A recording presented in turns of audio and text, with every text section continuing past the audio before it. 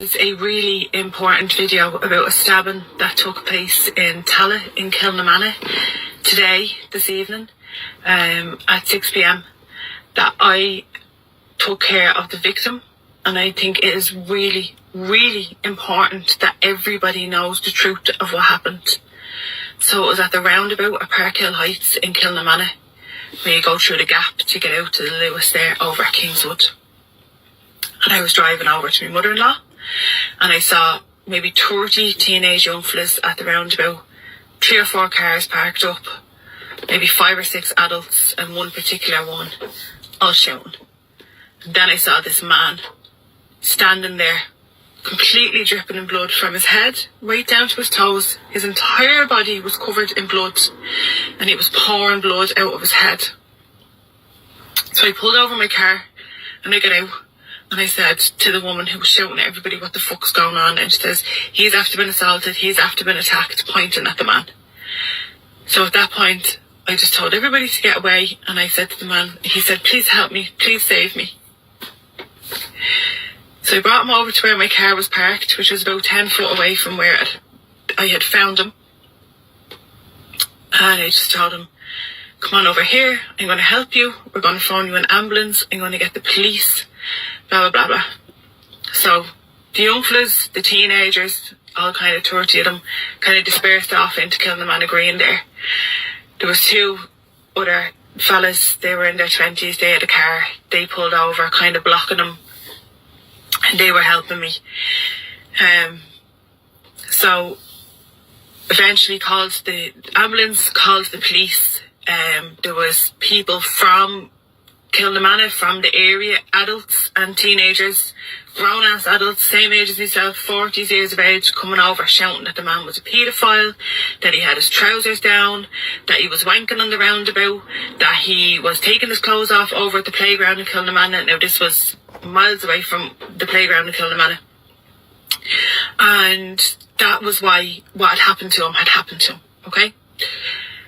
So I had been sitting with this man for about 10-15 minutes. And I knew that that man had not done that.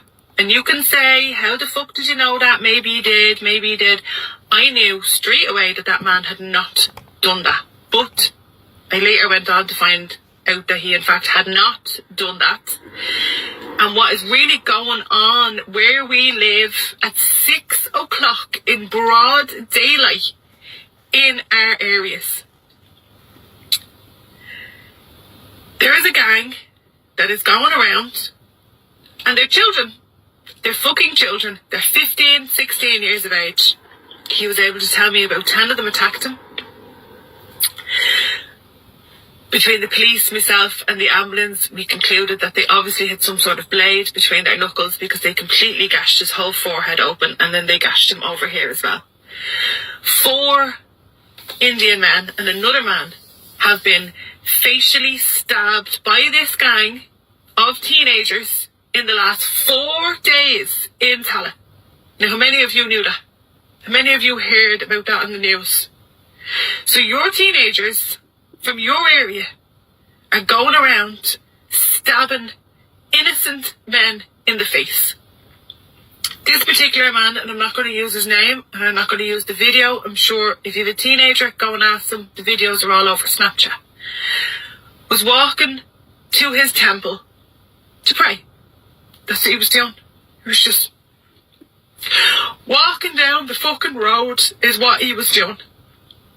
And he was attacked from behind by these, I don't know what you'd call them. I love animals, so I wouldn't call them animals. By these absolute scumbags. They punched him in the head with what I can only assume was a blade between their knuckles. He went down to the ground. He's badly injured, completely covered in blood.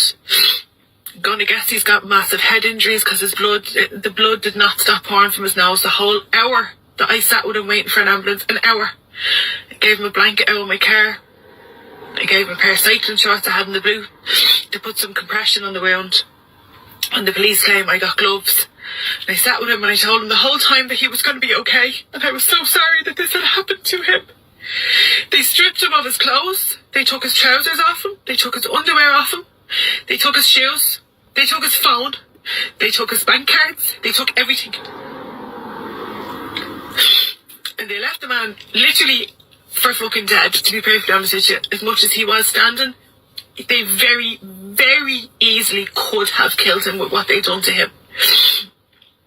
The man gave me his name, his phone number, his address. He told me about it because there was no Irish person who was capable of doing what he does. He went to one of the most prestigious colleges in India and has one of the highest qualifications in his field. He has a little 11-month-old baby at home and a wife. He was so extremely polite to me the whole time. All he could say was thank you, thank you. He had given me his address and told me he stayed with a friend. He had come to stay with a friend here. And I went to that address and I rang the doorbell of the apartment and nobody answered. And then with that, this little girl came out of the underground car park and was going into the apartments. And I said to her, do you know number such and such? And she said, yeah, that's where I live. And I went, do you have a friend who stays with you called such and such? And she said, yeah, that's my dad's friend. And I said, who's at home? And she said, my mom, my dad, and her sibling. And she brought me up to her apartment. And I had to break this horrific news to these.